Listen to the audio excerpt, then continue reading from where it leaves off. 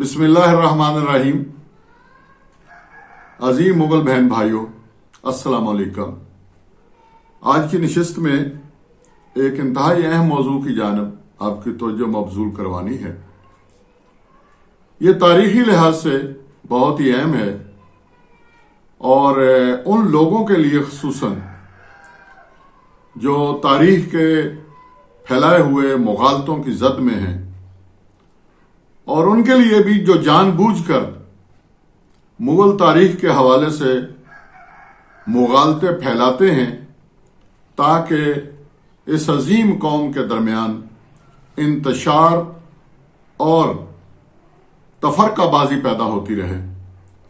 और खुसूसन उन मुर्रखीन को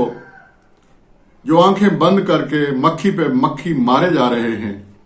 जिन्होंने तहकीक का काम छोड़ दिया है और तर्जुमों के बुनियाद पर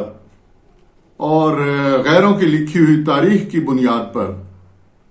और किसी किस्म के तवाज़न और किसी किस्म के कंपैरिजन के बगैर मुगल तारीख के नाम पर जो कचरा उनके दिमाग में आता है वो किताबों की सूरत में लोगों के दिमागों में भरे जा रहे हैं। उन सब के लिए यह नशिस्त बड़ी अहम है। एक और फिनोमिना जो सामने आया है वो है कि जब से तुर्की में एक मजबूत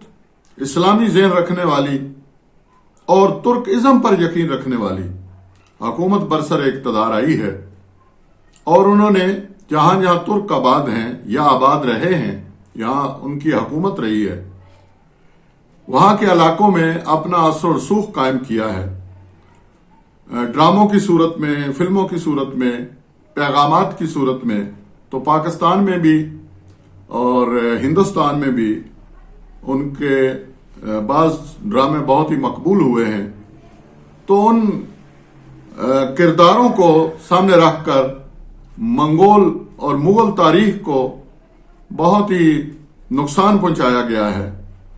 वहां दूसरे तरफ यह है कि हमारे पाकिस्तान के कुछ लोग वो ये साबित करने की कोशिश कर रहे हैं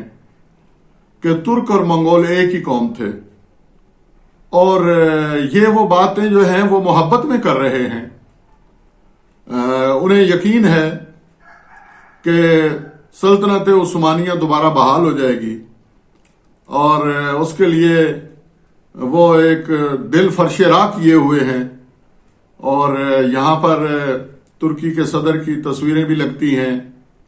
उनके शान में जो कुछ पाकिस्तानियों से हो बन पाता है वो करते हैं, करना भी चाहिए, इसलिए कि इस्लाम हमारी पहली ख्वाहिश है, हमारी मंजिल है, हमारी आरज़ू है। तो मोहब्बत में कुछ लोग कर रहे हैं, लेकिन मोहब्बत में गुलू नहीं होना चाहिए और तारीखी हकायक जो है उनको कभी मसख नहीं करना चाहिए। मैं आपको लिए चलता हूं 1206 में कि मंगोलिया एक सल्तनत है जहां सारे मंगोल कबाइल रहते हैं और वहां पर जिस मंगोल कबीले की हुकूमत है वो नज़्म व नस्क के लिहाज से कोई मिसाली नहीं है। वो अपने शहरियों पर जुल्म करता है, औरतों को इज्जत नहीं देता, बच्चों के हकूक नहीं मिल रहे और एक जबर का निज़ाम है और एक जुल्म रवादार रखा गया है वहां पर। ऐसे में चंगेज़ खान, नौजवान चंगेज़ खान तमोजन, जो अभी चंगेज़ खान नहीं बने, वो मशावरत करते हैं और अपने जो उनके रिश्तेदार हैं सारे मंगोल, उनसे बात करते हैं कि अगर आप मेरा साथ दें तो मैं एक अजीम सल्तनत की बुनियाद रख सकता हूं और औरतों के हकूक का तहफ़्फ़ुज़ कर सकता हूं और जो फौज में लोग हैं उनके जो माल गनीमत है उसकी तकसीम में इंसाफ कर सकता हूं और आपके इस मुआशरे को जुल्म से निजात दिला दूंगा और जालिमों का हाथ पकड़ लूंगा। ये चूंकि वो कई बरसों से जुल्म जबर और इस्तबदाद के पिसे हुए कबाइल हैं, वो हामी भर लेते हैं और एक बहुत बड़ी क्रूरताई जिसे कहते हैं ایک بہت بڑا جرگہ ہم کہہ سکتے ہیں، ایک نیشنل اسمبلی کہہ سکتے ہیں، وہ منعقد ہوتی ہے، اور اس میں بہت سے اکثریت قبائل کی جو ہے وہ تموجن، نوجوان تموجن کو اپنا خان مان لیتی ہے اور ان کو چنگیز خان کا خطاب دیا جاتا ہے۔ اب یہ جو اسمبلی ہوئی وہاں پر، اس اسمبلی میں جو برلاس قبیلے کے سربراہ ہیں وہ بھی موجود ہیں۔ کرچار نویان وہ خود تو موجود نہیں ہیں، وہ ابھی چھوٹے تھے، لیکن ان کے والد جو ہیں وہ اس اسمبلی میں چنگیز خان کے حق میں بولنے والے، ان کے اپنے ہی عزیز، کیونکہ جو چنگیز خان کے دادا ہیں اور کرچار خان نویان کے دادا ہیں، وہ دونوں جو ہیں آپس میں، جو دادا ہیں وہ ایک تھے دونوں کے، پردادا بھی ایک تھے، تو وہ ایک ہی نسل تھی، لیکن چنگیز خان کو خان انہوں نے بنایا۔ اور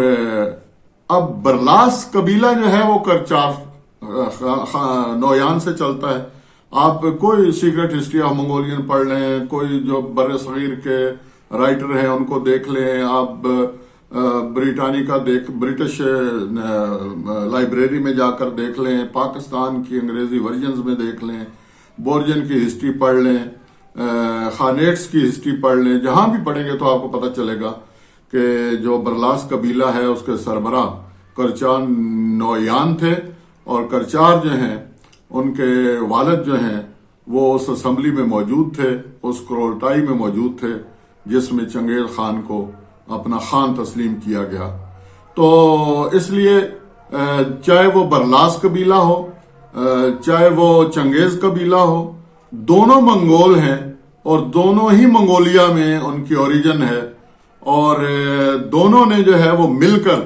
حکومت بھی کی ہے، فوج بھی سنبھالی ہے۔ اور آپ دیکھیں کہ 1206 میں چنگیز خان جو ہیں وہ برسر اقتدار آتے ہیں، 2 صدیوں تک ان کی حکومت ہے، آدھی دنیا پر ان کی حکمرانی ہوتی ہے۔ اب جب وہ موت قریب آتی ہے تو اس وقت چنگیز خان اپنے بیٹوں کو بلاتے ہیں اور بلا کر کہتے ہیں کہ میں آج جو ہے وہ میرا وقت آخرت آیا ہے، میں چاہتا ہوں کہ تقسیم کروں یہ سارا کچھ،